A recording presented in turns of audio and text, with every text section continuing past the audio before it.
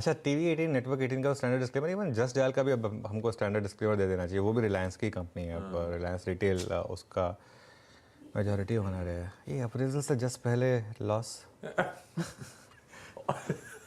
अभी बट अनुज, हाँ। इसमें स्पेसिफाई किया गया है कि टीवी न्यूज का बिट्टा है वो बेहतर हुआ है खराब एनवायरनमेंट। Oh very good. तो थोड़ी सी सिल्वर लाइनिंग है। हाँ, वो होना ही था हमारा भी। पिछले मतलब एक साल अच्छा रहा है टीवी न्यूज़ के लिए हमारे लिए। तो बेदी साहब हंस रहे हैं, बोले अप्रेजल से पहले लॉ प्रॉफिट गिर रहे हैं। हंसो हंसो, बढ़ते भी तो भी ज्यादा नहीं मिलता है।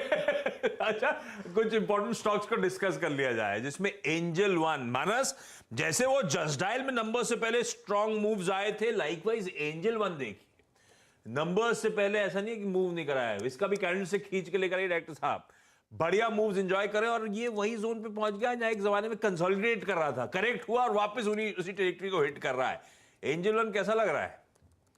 देखिए, एंजल वन ने करीब 1,000 रुपए से रिकवरी दिखाई है, और अब एक ऐसे स्तर पे पहुंच गया है जो कि बहुत ही अहम है स्टॉक के लिए, क्योंकि वही जो 1280 से लेकर 1300 का जो रेंज है, वहां पर 200 डे मूविंग एवरेज आते हैं, 50 वीक मूविंग एवरेज आता है। तो ये लेवल को ब्रेक करना बहुत जरूरी है, उसके ऊपर सस्टेन होना, उसके ऊपर ट्रेडिंग करना बहुत जरूरी है।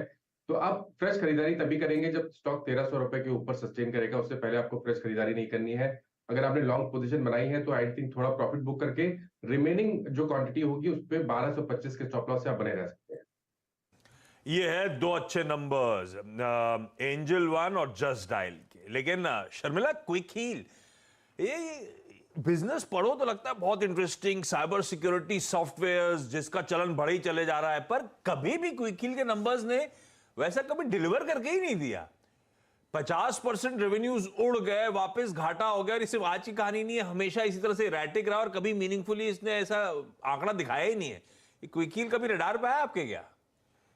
नहीं, एंड आई थिंक जैसे कि आपने कहा कि ये बिजनेस ऐसा है ना साइबर सिक्योरिटी का कि अगर आपको किधर भी सेविंग करना है ना, तो you will not really spend on this. तो मेरे हिसाब से जो कमेंट्री उन्होंने दी है कि जिस तरह से टेक स्पेंड में उन्होंने they've seen people spend less, उसका असर इस अभी के नंबर्स पर है।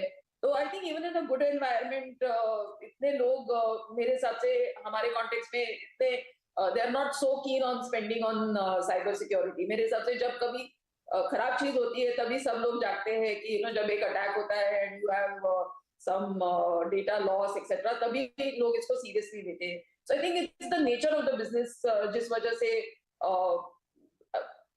whether it relates to their numbers or जो investment इसमें यानी जो people wanting to buy the stock, so it's really never, जैसे कि आपने कहा कि कभी मेरे लिस्ट में नहीं आया है कि